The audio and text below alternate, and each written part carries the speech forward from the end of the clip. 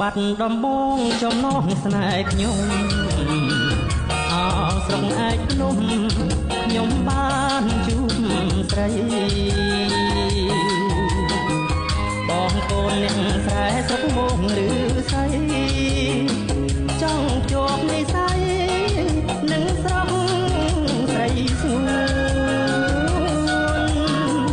អោស្រុកសង្កែផ្ដើមស្នេហ៍ដំបងបងអ្នកស្រុកមកបេះដូងអងរួនអោស្រុកបានអន់ខ្ញុំបន់ថ្វាយខ្លួនសងជួបនឹមនួនជាគូវាសនាអោស្រុកស្វាយបោអោរ៉ាភ័យផិត